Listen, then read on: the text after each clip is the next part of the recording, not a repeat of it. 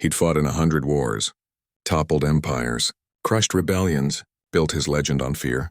Across the stars, they called him the Butcher of Varric, the galaxy's deadliest mercenary. But when his scanners picked up that insignia, a single human among the enemy ranks, his blood ran cold.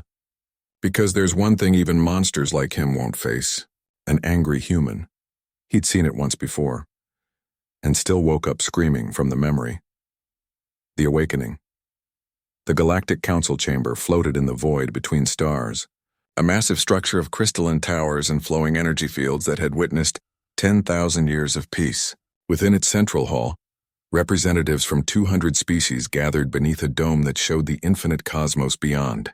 They had come from every corner of known space, united by laws that had prevented galactic war for longer than most civilizations could remember.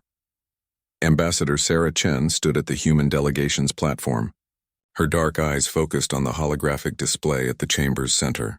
The image showed a world burning. Cities crumbled under orbital bombardment, while civilian transports fled through atmosphere thick with smoke and debris. The world was Milvar Prime, home to the gentle Milvari people, a species that had never known war until 3 days ago. Sarah's hands rested calmly on the platform's edge, though every muscle in her body was tense.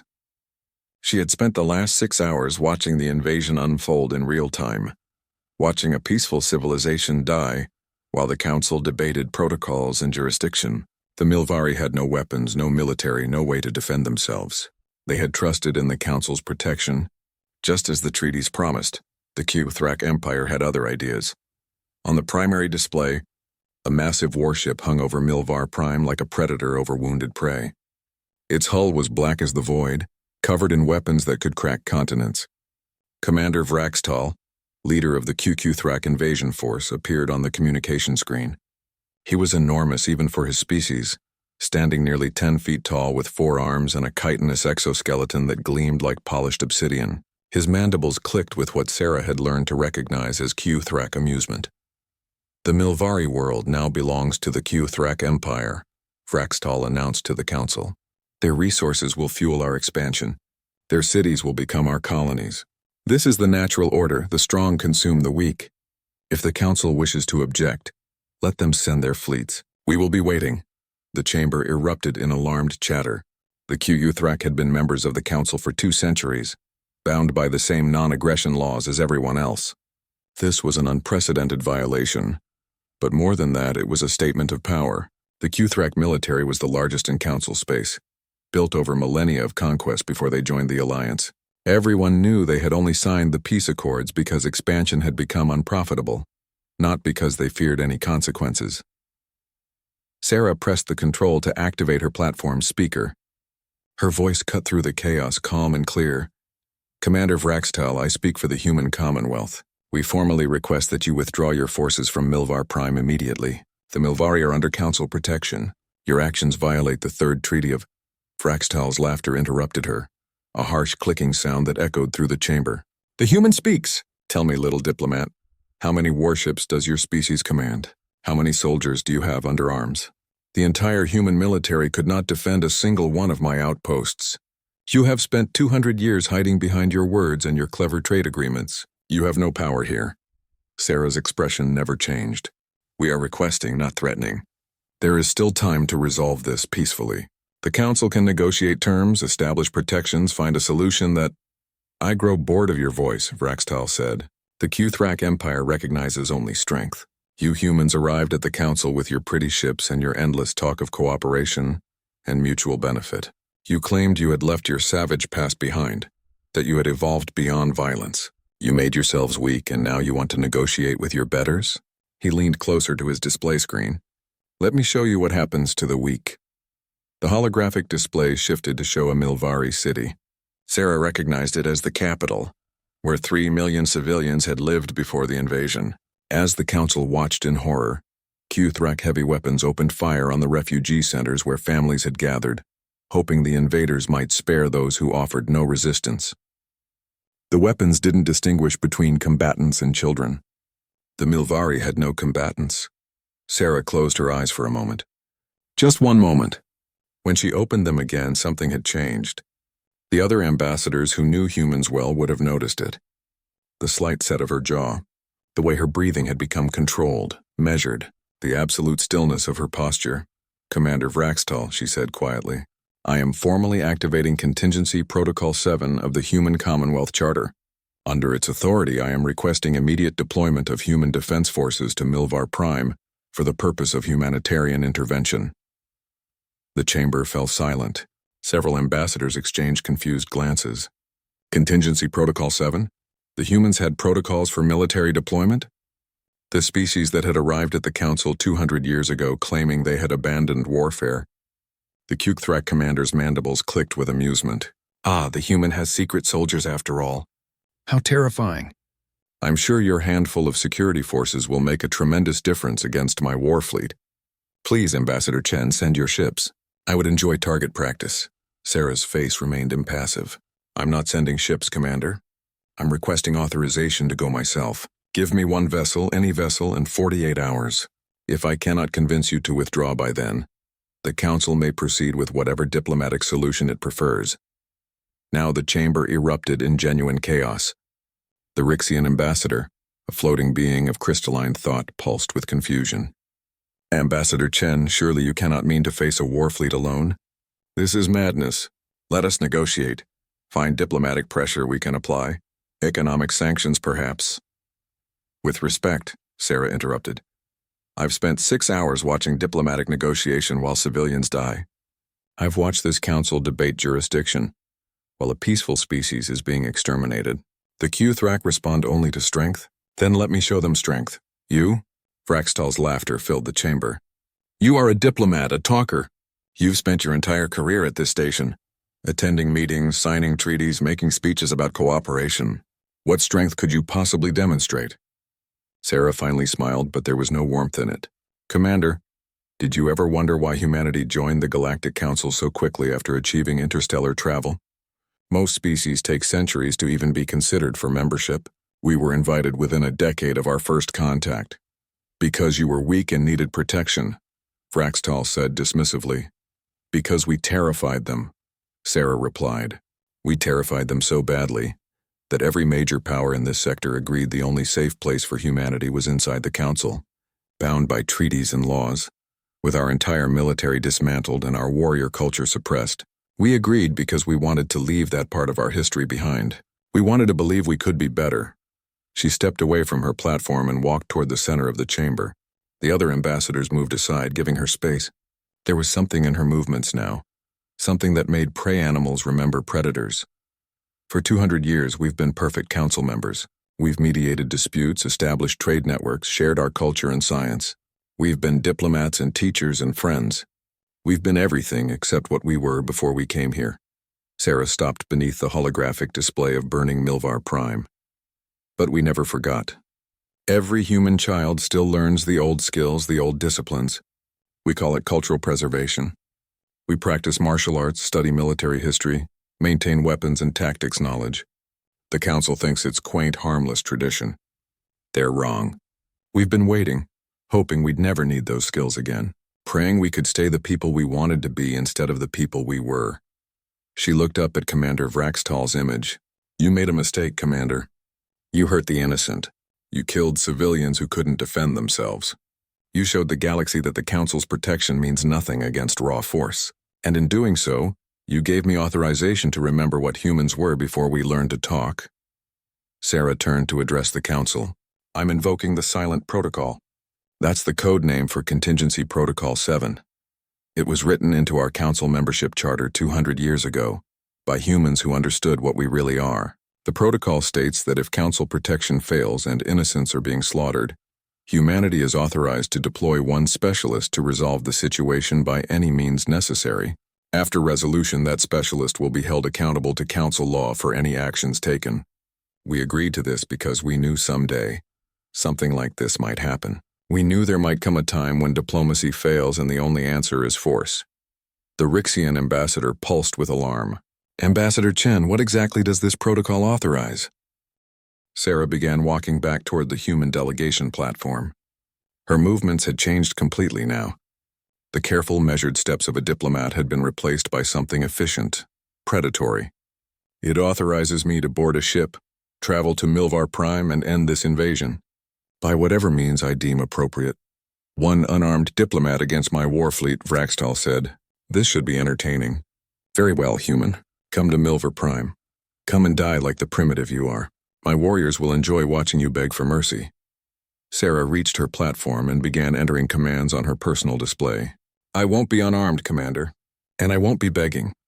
She looked up at his image one final time. But you will. The transmission ended. The chamber remained silent as Sarah issued orders on her display.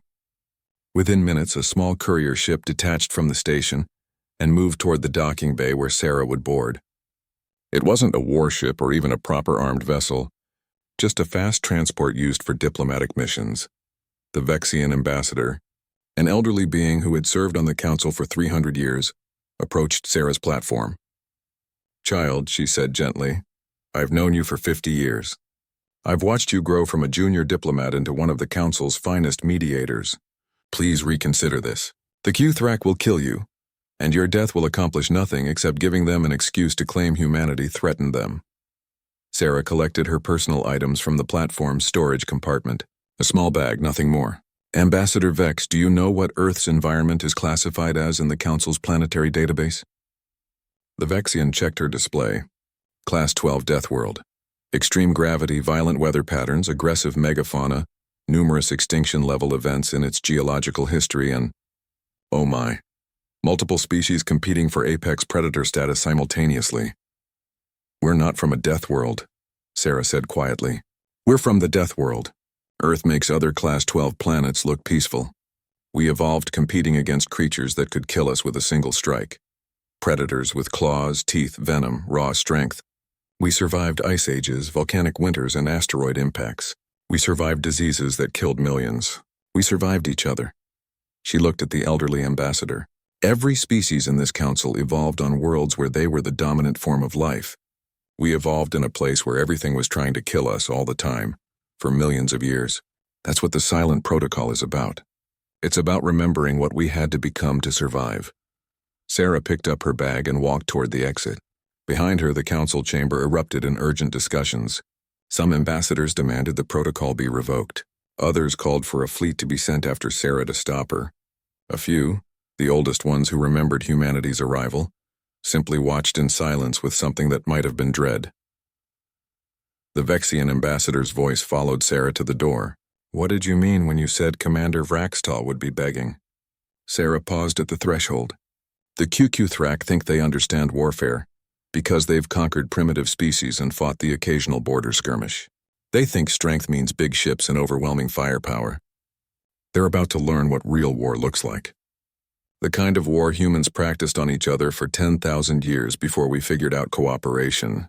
The kind of war that made other species invent the council just to make sure we'd never bring it to the stars. She walked through the door, leaving the council in stunned silence behind her. Commander Vraxtal watched from his flagship as the small courier ship entered the Milvar system 8 hours later. It moved directly toward his position, making no attempt at stealth or evasion. Foolish humans. They truly had forgotten how to fight. He activated his fleet-wide communication. All vessels target the approaching ship. I want it disabled, not destroyed. I'm going to have the human brought aboard so I can show her what happens to those who challenge the Q-Thrak Empire. His tactical officer, a younger warrior named Kresh, examined the incoming vessel. Commander, the ship's weapons systems are offline. Its shields are minimal. It's broadcasting diplomatic credentials on all frequencies. Vraxtal clicked his mandibles in satisfaction. The human wants to talk. How predictable. Target her engines and bring her in. The tactical displays showed plasma cannons locking onto the small ship. Before the order to fire could be given, the ship broadcast a message on all frequencies. Sarah Chen's voice, calm and professional, filled every bridge in the Q-Thrak fleet. Commander Vraxtal, this is Ambassador Sarah Chen of the Human Commonwealth. I'm approaching under the authority of the Silent Protocol.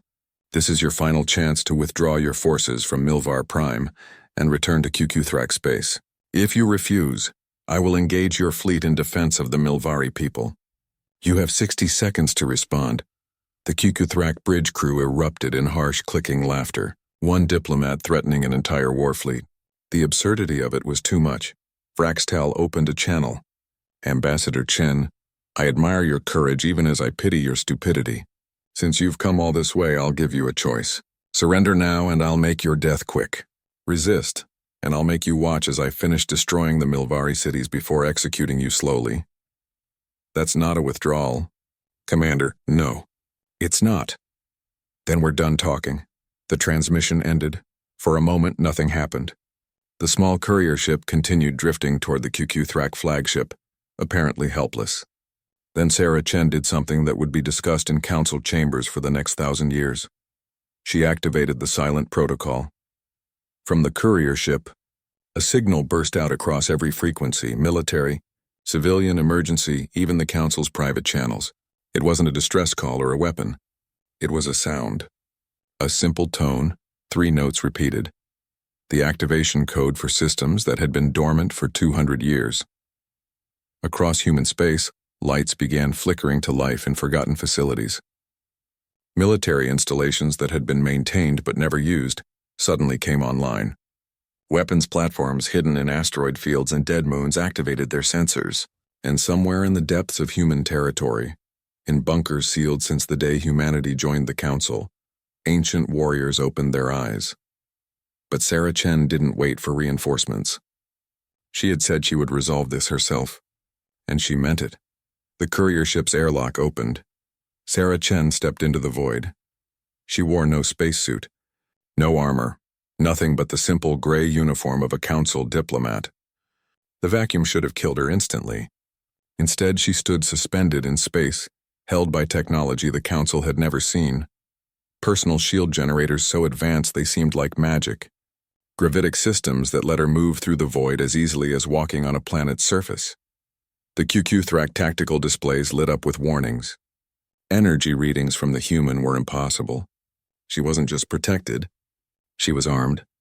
Every piece of her body was generating a power signature that registered as weapons grade. Vraxtal stared at his displays in disbelief. What is she? Sarah Chen began moving toward the flagship, accelerating impossibly fast. As she flew through the void, she spoke, and somehow every being in the system could hear her. For 200 years, humans have been diplomats. For 200 years, we've talked and negotiated and compromised. We did it because we wanted to be better than we were. We wanted to believe the galaxy could be civilized, that words were stronger than weapons. You proved us wrong, Commander. You showed us that some beings only understand force. She was approaching weapons range now. The flagship's point defense systems opened fire, filling the space around her with plasma and kinetic rounds. None of them touched her. Her shields deflected them effortlessly. Technology that made QQ Thrak weapons look primitive. So now I'll show you what humans really are, Sarah continued. Not diplomats, not pacifists, not the friendly neighbors who share their science and culture. I'll show you the species that fought its way to the top of the food chain on a death world. The species that practiced warfare for 10,000 years before we even reached our own moon. The species that was so terrifying when we first arrived in Council. Space that every government agreed. The only safe option was to lock us down with treaties and hope we'd forget. She reached the flagship's hull and pressed her hand against it. Through the metal, through the shields, she sent a pulse of energy that overloaded every electronic system on the bridge. We didn't forget, Sarah said as the lights went out and emergency systems struggled to reactivate. We were just waiting for someone to give us a reason to remember. Then Ambassador Sarah Chen stopped being a diplomat and became something else entirely, something the QQ Thrak Empire would never forget, something that would change the balance of power in the galaxy forever. She became a human at war. He stormed the flagship of the QQ Thrak invasion fleet had been built to withstand orbital bombardment from capital ships. Its hull was layered with ablative armor designed to disperse energy weapons across its massive surface. Its shields could stop missiles that carried enough explosive force to crack mountains. Its systems had redundancy upon redundancy, ensuring it could continue fighting even with catastrophic damage. None of that mattered. Sarah Chen moved through the exterior hull like it wasn't there. Not cutting, not burning, she simply walked through solid metal as if it were mist. Behind her, the hull sealed itself, leaving no breach for atmosphere to escape. The crew had exactly 1 second to realize what was happening before she was among them. The first compartment held weapons maintenance crew, 6 QQ-Thrak warriors servicing the point defense batteries. They saw her materialize through the wall and reached for their weapons. Sarah moved and the world became a blur of motion too fast for chitinous reflexes to follow. Her hand touched the first warrior's thorax, and a pulse of electromagnetic energy scrambled his nervous system. He collapsed, alive but paralyzed. The second warrior managed to raise his plasma rifle before Sarah was behind him, her fingers finding the pressure points where his exoskeleton joints met. He fell like a puppet with cut strings. The remaining 4 attacked together, using the coordinated tactics that had made the QQ-Thrak the most feared military in Council space. It didn't help. Sarah avoided their strikes with movements that seemed impossible, her body bending and flowing around their blows like water around stones. Every touch from her left another warrior on the floor, alive but incapacitated. The fight lasted 7 seconds. Sarah stepped over the fallen warriors and continued deeper into the ship. Her voice echoed through the hull, broadcast on every internal frequency. "Commander Vraxital, I'm coming to the bridge. I'm going to give you one more chance to surrender. After that, I'll make the decision for you." On the bridge, chaos reigned. Tactical displays showed the intruder moving through the ship like a ghost, passing through bulkheads and security barriers as if they weren't there. Every attempt to stop her failed. Automated defenses didn't register her until she was past them. Security teams couldn't reach her position before she had moved on. Energy shields designed to contain boarding parties had no effect on her at all. Vraxital stared at the displays in disbelief. How is this possible? She's using technology decades beyond anything in Council space. How do the humans have this? His first officer, Kresh, pulled up historical data on his console.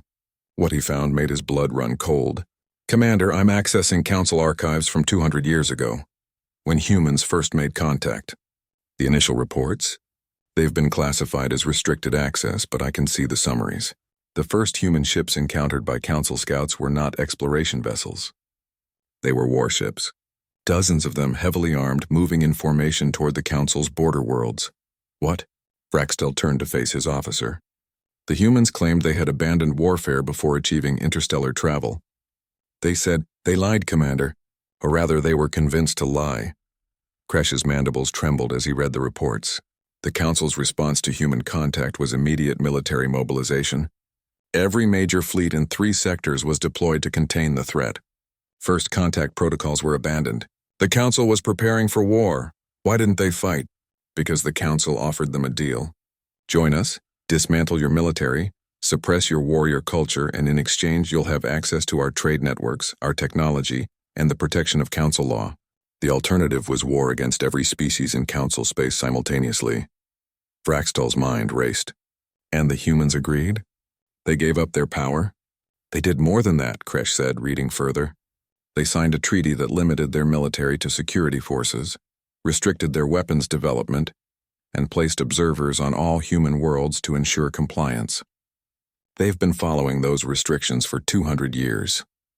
He looked up at his commander, except for one provision, the Silent Protocol, a clause written into the treaty that allows humanity to deploy military force in defense of innocent lives, provided only one specialist is sent, and that specialist is held accountable for their actions. Vraxital understood now. The humans hadn't given up their power. They had locked it away, caged it behind treaties and laws and diplomatic niceties, and he had just given them the excuse to let it out. On the tactical display, Sarah Chen had reached the command deck. She stood outside the bridge's armored doors designed to withstand assault from heavy weapons. She didn't try to force them open. Instead, she pressed her palm against the metal and sent another electromagnetic pulse through the ship's systems. Every door on the command deck opened simultaneously.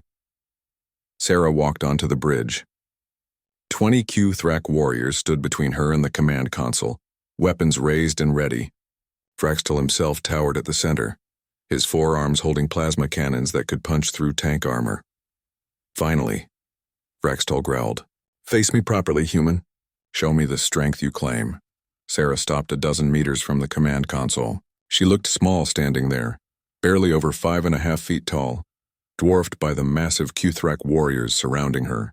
But something in her eyes made even the battle-hardened soldiers hesitate. "Commander, this is your last chance. Order your fleet to withdraw. Release the Milvari prisoners. Return to QQ Thrak space. If you do this, I'll allow you to leave peacefully. You'll allow? Vraxtal's mandibles clicked with amusement. You're surrounded by my best warriors on my flagship, in my fleet, above a world I've already conquered. You have no leverage here, diplomat. I'm not a diplomat anymore, Sarah said quietly. The moment I activated the silent protocol, I stopped being Ambassador Chen. Now I'm just Sarah, a human who's very angry about what you did to innocent people. She moved. Later, the surviving QQ Thrak would struggle to explain what happened next. They would describe it as watching a natural disaster in human form. Sarah crossed the distance to the first warrior in less than a second, moving with speed that shouldn't have been possible. Her strikes were precise, targeted, devastating. She didn't kill. That wasn't the mission. But every warrior she touched went down and stayed down. The bridge erupted in plasma fire as the Q Thrak opened fire, willing to risk their own lives to stop her. Sarah dodged and weaved through the barrage, her shields absorbing what her movements couldn't avoid. She grabbed one warrior and used him as a shield against his own comrades' fire, then threw him into two others with enough force to send all three crashing into the tactical console. Vraxtal watched in horror as his elite bridge crew was systematically dismantled by a single human. He had fought in 100 battles, conquered dozens of worlds, and never seen anything like this.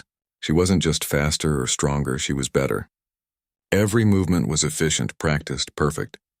She fought like someone who had spent a lifetime learning how to kill but had chosen not to until this moment.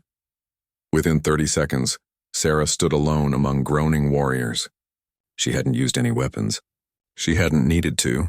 Her hands, her feet, her entire body was a weapon honed by millions of years of evolution on a planet that tried to kill everything living on it. She walked toward Vraxtal.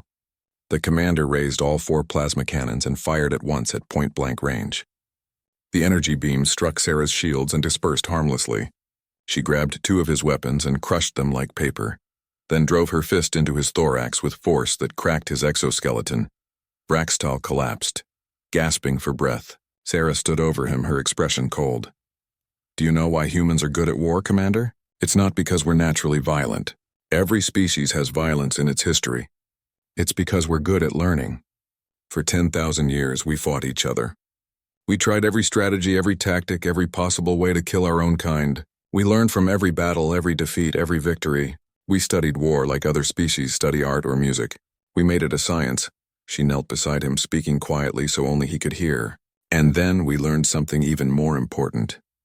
We learned that all that skill, all that knowledge, all that capacity for violence, it doesn't make us strong. It makes us dangerous. There's a difference. So we locked it away. We became diplomats and traders and teachers. We tried to be the people we wanted to be instead of the people we were.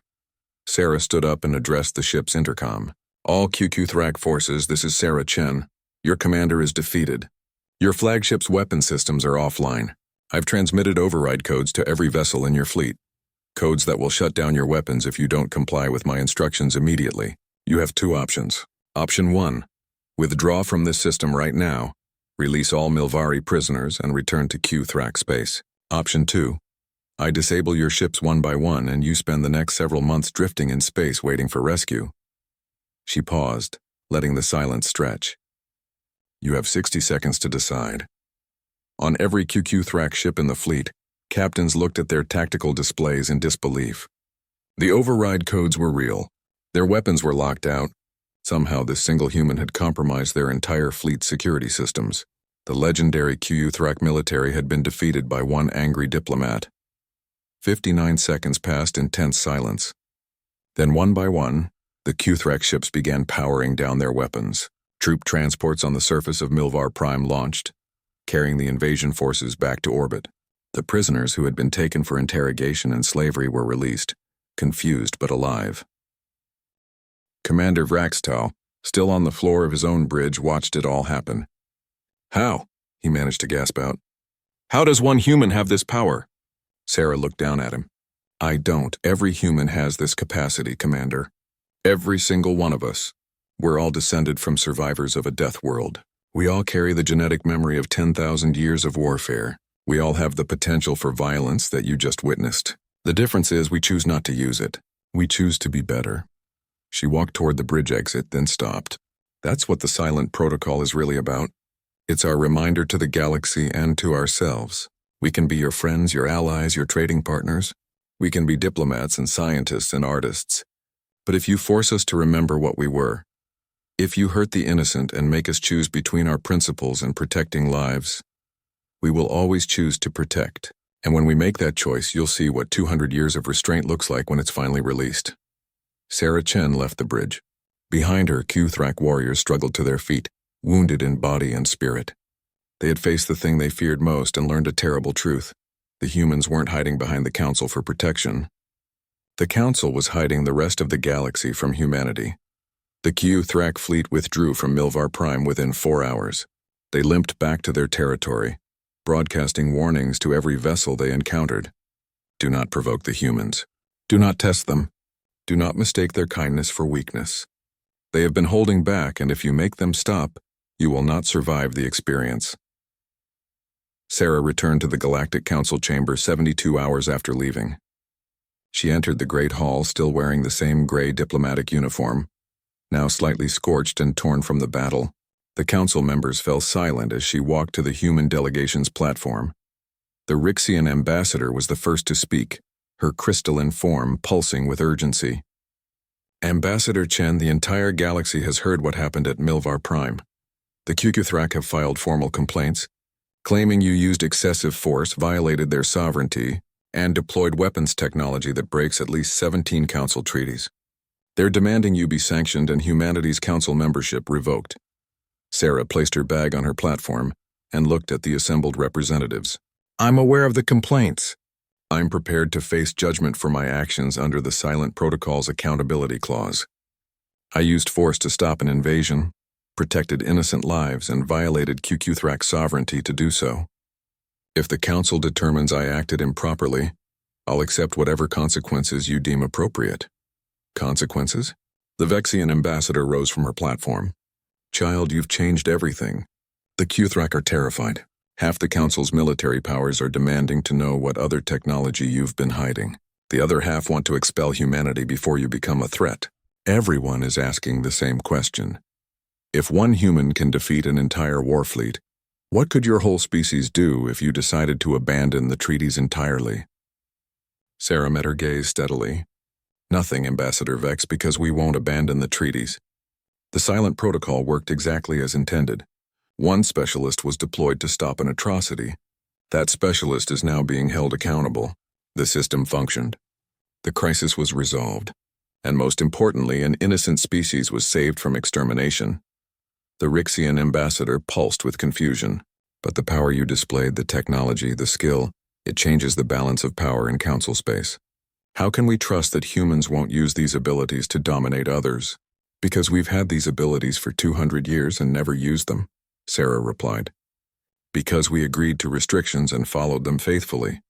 Because when we finally did deploy our capabilities, it was to protect others, not to conquer. Judge me by my actions, not your fears, a new voice spoke up. Ambassador Geel of the Milvari delegation stood at his platform, his scales shimmering with emotion. The council debates trust and power while my people are alive because of this human's actions. Our cities were burning. Our children were dying. The council did nothing. Sarah Chen came alone and saved us. If that is what human power looks like, then I pray more humans remember how to use it. Silence fell over the chamber. The Vexian ambassador spoke again, her tone softer. The council will deliberate on the Q-Thrak complaints and determine if sanctions are appropriate. But speaking personally, Sarah, I think you showed us something important today. You showed us that humanity's greatest strength isn't your technology or your fighting skills. It's your judgment. You could have destroyed that fleet. You could have killed Commander Vraxtal and every warrior on that ship. You chose not to. That restraint, that control even in the heat of battle, that's what makes the galaxy safer with humans in it. Not more dangerous. The council session continued for hours, debating the implications of the Silent Protocol's activation. In the end, they ruled that Sarah had acted within the authority granted by the treaty. No sanctions were applied. The Q-Thrak complaints were dismissed, and a new understanding spread through council space. Humanity was exactly what they had always claimed to be, a species that had left violence behind, but would always remember how to use it when necessary. Sarah. Chen returned to her diplomatic duties the next day. She attended meetings, negotiated trade agreements, and mediated disputes with the same calm professionalism she had always shown. But something had changed. When she spoke, representatives listened more carefully. When she made recommendations, they carried more weight. The friendly human diplomat was still friendly, but now everyone knew what lay beneath that friendliness. 3 weeks later, Sarah received a message on her personal console. It was from Commander Vraxtel. Ambassador Chen, the QQ Thrak Empire has voted to accept new terms for our council membership. We are withdrawing our military from all disputed territories and agreeing to inspections of our forces. We are also establishing reparations for the Milvari people. These changes are difficult for my people. We have always believed strength comes from domination. You taught us that true strength comes from restraint. You defeated our entire fleet without killing a single warrior. That lesson will not be forgotten. The message ended with a single line. Thank you for showing mercy to those who showed none. Sarah closed the console and looked out at the stars. 200 years ago, humanity had made a choice. They could be the species they had always been, carrying their capacity for violence into the stars. Or they could be something better, something that used that strength only to protect. The silent protocol was their promise to themselves and to the galaxy. We remember what we were, but we choose what we become. And if you force us to make that choice again, if you make us remember, we will always choose to protect the innocent. Because that's what it means to be human. That's what it means to be truly strong.